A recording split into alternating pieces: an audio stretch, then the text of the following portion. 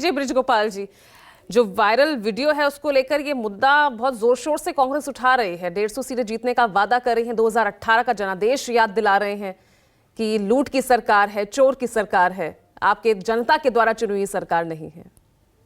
जी मैं बता देता हूँ पूजा जी, आज भाई दूज भी है और ये मध्य प्रदेश जो है वो भाई बहन के प्रेम का एक अद्भुत उदाहरण है। जिस तरह का रिश्ता माननीय मुख्यमंत्री जी का मध्य प्रदेश की बहनों से है, तो उसकी भी मैं आपको शुभकामनाएं देता हूं। आज हमारा दीपावली का 5 दिन का पर्व समाप्त होता है। एक बात और करता हूं पूजा जी, यश जी तो अपने प्रश्न उठा रहे हैं और उठाना भी चाहिए, विपक्ष की ये जिम्मेवारी है।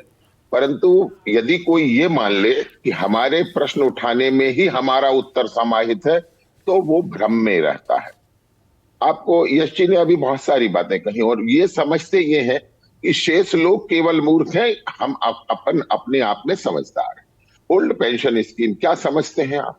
पहले आपको ओपीएस बता दूं, 2005 में बंद हुई, यूपीए की केंद्र में सरकार थी। यही कमलनाथ जी जो आज डिडोरा पीटते फिर रहे हैं, ये उस सरकार के मंत्री थे, परंतु उसे बंद होने से नहीं रोक सके। आरोप हम पर लगाते हैं और कहते हैं हम पुनः चालू करेंगे। और ये आज की बात नहीं है, कांग्रेस का हमेशा ये रवैया रहा है कि जिसे ये बंद करते हैं उसे चालू करने की बात करते हैं और जिसे चालू कर लेते हैं उसे बंद करने की बात कहते हैं। ये दोहरा चरित्र हमेशा हमेशा रहा है। दूसरे, जो कोविड की आप बात कर रही हैं कि कोविड के दौरान पूरा देश जानता है, हमने तो सेवा ही संगठन के माध्यम से एक पूरा अभियान चलाया हुआ था, जिसमें किस तरह से भारतीय जनता पार्टी के कार्यकर्ताओं ने किया है। लोगों तक ऑक्सीजन तो छोड़िए, उन्हें अस्पताल ले जाने से लेकर और जिन अंतिम संस्कार की बात कर रहे हैं उनमें भी कोई कांग्रेस का नेता नहीं था। परंतु हाँ, वो लेकिन जब सवाल आप ही के नेता उठाएं तो फिर तो मेरी बात सुनिए, उंगली आपकी तरफ ही उठेगी ना। अब उसमें आप विपक्ष पर वापस वो आरोप मर दें। भारतीय जनता पार्टी में तो मैं तो आपसे फिर कह रहा हूं, उंगली हमें हमारा उठाए या दूसरा उठाए, उससे कोई बहुत भिन्नता नहीं है। हम तो उत्तरदायी राजनीतिक दल हैं, हर प्रश्न का उत्तर देंगे, चाहे प्रश्न हमारे भीतर से आए चाहे प्रश्न बाहर से आए। परंतु प्रश्न इस बात का है कि जिस पर आपने मुख्य चर्चा पर आप फोकस कर रहे हैं, जहां से प्रारंभ की थी, वहां तक भी हमें पहुंचना पड़ेगा कि राहुल जी कह रहे हैं कि हम 150 सीट जीतने वाले हैं। किस आधार पर? इसका कोई आधार उनके पास नहीं है। हो सकता है पिछले हफ्ते वो तुर्कमेनिस्तान के दौरे पर गए थे, वहां कोई एक अलग सर्वे उन्हें मालूम चल गया हो, वहां सूचनाएं मिली हो, क्योंकि उन्हें ज्यादातर सूचनाएं देश के बाहर से मिलती हैं।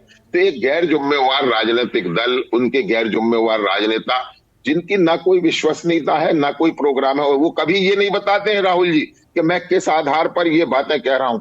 आज आपके साथ बिल्कुल त्योहार का समापन का अवसर है। मैं आपसे कहता हूं कि मध्य प्रदेश में भारतीय जनता पार्टी बहुत शानदार विजय हासिल करने जा रही है और अब तो लगभग पूरा चुनाव खुल चुका है।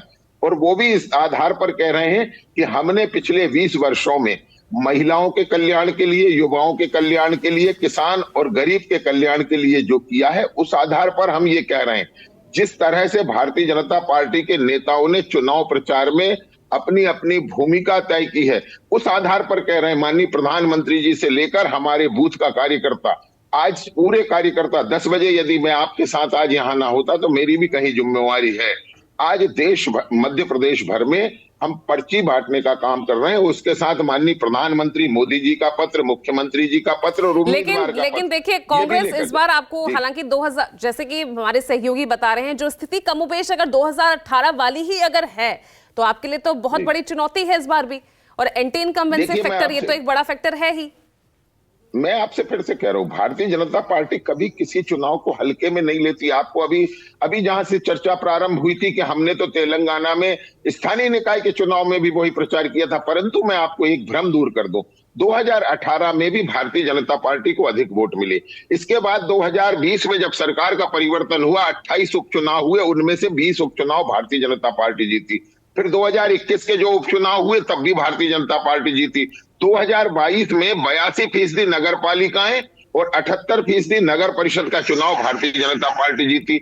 मध्य प्रदेश के 52 में से 44 जिलों में जिला पंचायत में भारतीय जनता पार्टी चुनाव जीती। जवाब दीजिए यस, जल्दी से जवाब दीजिए। इतिहास है, रिकॉर्ड है, और उस आधार पर ये कह पा रहे हैं कि हम 150 से अधिक सीटें जीतकर मध्य प्रदेश में पुनः सरकार बनाने जा रहे हैं। हाँ, जवाब दीजिए जल्दी से। को जो दीपावली होगी वो देखिए, केवल इतना कहना है कि लोया जी शायद जानते नहीं है, न्यू पेंशन स्कीम 2004 में ओपीएस को हटा के एनडीए लाई थी, और उसको उन्होंने एक बढ़िया सा जामा पहनाया था कि भाई हम ये सबके लिए चालू कर रहे हैं। तो ये करेक्शन कर लें छोटा सा।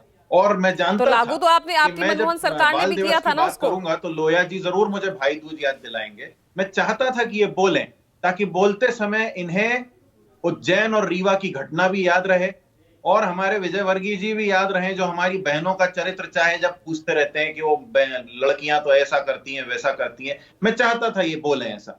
इनको मैं बता देता हूं, भाई दूज हमें आपसे ज्यादा याद है, और हमें हमारी बहनों का वो अपमान भी याद है जो भाजपा वाले रोज कर रहे हैं। उसका भी हिसाब हम लेंगे सरकार बनने के बाद लोया जी।